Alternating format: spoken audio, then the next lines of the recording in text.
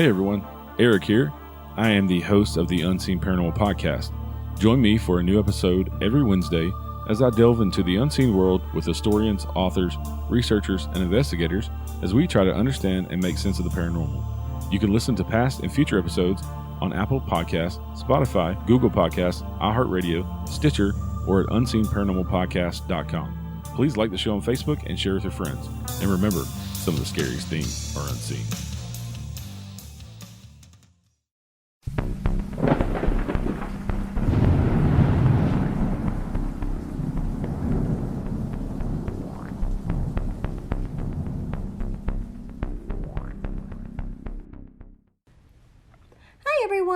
Welcome back to Southern Ghost Stories, where we take you on a ghost tour to some of the most haunted places in the South.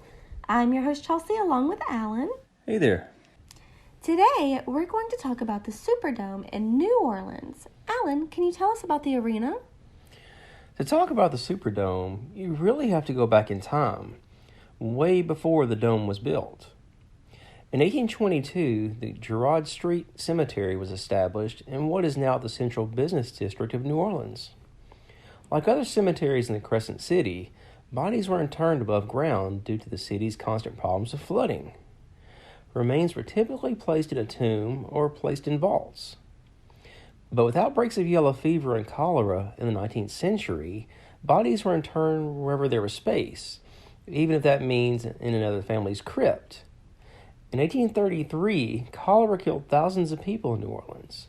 During this pandemic, things were so chaotic and death was so widespread that people took their loved ones' bodies to the gates of Girod Street Cemetery and left them there for an undertaker to come bury them. Eventually, the bodies were placed in a 400-square-foot mass grave that became known as Yellow Fever Mound. In 1880, a city official ordered that the cemetery be shut down since so many of the crypts were hastily built and were falling apart. To say the cemetery smelled bad was an understatement. It often flooded, and many worried that the water that poured out of the cemetery was making people in the area sick. Unfortunately, no one in the New Orleans government bothered to shut down the Girod Street Cemetery. As other cemeteries began popping up in the area, the old, smelly Girod Street Cemetery became even more rundown than it already was. Grave robbers broke into the crypts, and some vaults were even set on fire by vagrants. Chickens and other farm animals often were spotted wandering around the cemetery and in and out of the collapsed tombs and open vaults. Finally, in the 1940s, the mayor of New Orleans had enough and demanded that the cemetery be torn down. It was condemned in 1945, and notice was given to family members of the 22,000 people buried there. Eventually, the burying ground was dismantled, and the remains of those interned there were moved to nearby cemeteries. The city of New Orleans bought the land, and in the 1960s, it was developed as plans were made to build a giant domed football stadium. When the New Orleans Superdome was built in the 1960s, remains were discovered in the arena of the parking garage. After playing in Tulane Stadium, the Saints finally moved into the dome in 1975 and went a dismal 2-12. The following year, the Saints went 4-10.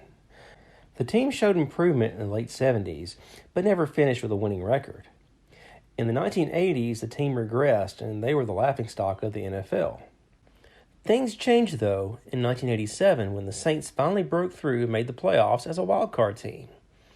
Unfortunately, they were trounced by the Vikings, and many in New Orleans began to talk openly about the team being cursed.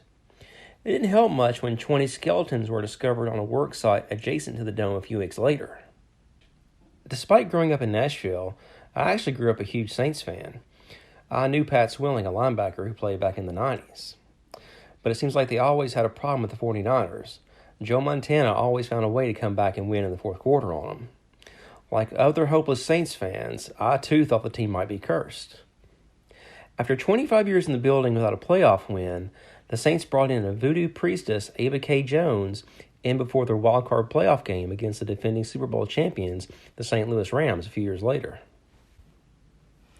The Saints held a voodoo ritual at the 50-yard line to cleanse the Superdome of any lingering negative spirits. The voodoo priestess, along with drummers and dancers from the Voodoo Macumba Dance Ensemble, performed a ritual. And you know what? The Saints won the next day. In fact, any negative energy that remained was passed on to the Rams, as they dropped a punt in the final minutes that sealed the Saints' first ever playoff win. Unfortunately, the Saints' luck ran out the following week, as they lost to the Vikings on the road. The next 5 years, the Saints didn't make the playoffs, and some wondered if whatever the voodoo priestess did, it just wasn't working. As if the team's luck wasn't bad, the entire city was decimated by Hurricane Katrina in August 2005. The Superdome was hit hard, but it was still standing. It was used as a shelter as over 20,000 people flocked to the arena after many had lost their homes. 550 members of the Louisiana National Guard were brought in to keep things running as smoothly as possible, but like everyone else, many of those in the National Guard had also lost their homes and were getting only a few hours of sleep at night trying to keep the peace. Things were starting to get bad inside the Superdome. In fact, 2 elderly refugees died there, and one man was so shaken up about the situation that he jumped 50 feet to his death inside the building. Although football wasn't a priority, the Saints still wound up playing their home games at other venues that season. There was no way they could play in the structurally unsafe Superdome. The refugees were gradually moved to other places like Houston in the following months, and when everyone had been removed from the dome, it was discovered it was in really bad shape. It was so bad that some wanted to tear it down. But when word got out that the Saints owner Tom Benson was sniffing around San Antonio, rumors started swirling that he wanted to move the team to Texas. Fortunately, there were some local leaders who wouldn't allow it. They got the funding for renovations and repairs that the dome desperately needed. In early 2006, the Superdome, as well as the rest of New Orleans, began to rise from the ashes. It took months, and contractors and crews worked all through the spring and summer. But city officials made fixing the Superdome a priority, and on September 25, 2006, the Saints made their return home and beat the Falcons in what many call the most important game in Saints history. The Saints rode that momentum all the way to the playoffs. They beat the Eagles at home in the first round, then came up short to Chicago in the NFC Championship game. 4 years later, the Saints made it all the way to the Super Bowl and actually pulled off a huge upset by knocking off Peyton Manning and the Indianapolis Colts. Today, the Saints are one of the premier NFL franchises and are typically one of the best teams in the NFC year after year. From a rundown cemetery to what is now a symbol of tragedy and triumph in New Orleans, the Superdome has a story like no other place in not just the South, but the entire country. We hope you enjoyed this episode on the Superdome. If you would like to learn more about haunted locations around New Orleans, download the New Orleans Ghost Map app in iTunes and Google Play. Also, be sure to check out our website, southernghoststories.com, which features several of our books and other apps. Feel free to leave a comment or send us a message on our Facebook or Instagram accounts. Let us know about any creepy experiences you may have had. And feel free to give us some ideas on which locations you'd like to hear about on future shows. Now, those books that Chelsea mentioned are Southern Ghost Stories, Historical Hauntings, Ghost of Gallatin, Haunted Hotels, and Murfreesboro, Spirits of Stones River.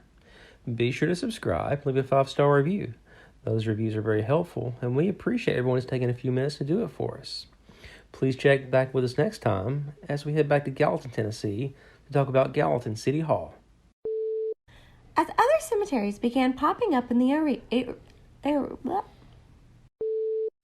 I sound too stuffy? No. Do I sound stuffy? No. Are you sure? You sound wonderful. I think I sound stuffy. Like you always do. It was like a sample snuff. What? Or a sample stuff. I don't know. And you know what? The Saints won the next day. In fact, any negative energy that remained was passed on to the Rams as they dropped a punt in the... Why are you giving me the sports one to read? I don't even understand what I'm saying. Okay, well, I'll do the last sentence. You did really good. Voodoo Macumba Dance Ensemble. I would have fell all over that. I don't think I realized what I was saying until it was already I was like, how did I get that out? Oh, here. The Saints rode that momentum all the way to the playoffs. They beat the Eagles at home in the first... You just love just throwing all this sports info in. I mean, it's just funny. You can either Zumba ensemble, but you can't talk about a Saints winning a playoff game. It's just... it's not a sports documentary. The Saints made it all the way to the Super Bowl and actually pulled off a huge upset by knocking off Peyton Manning and the Indianapolis Colts. Thus just in, Chelsea has no idea what she just said.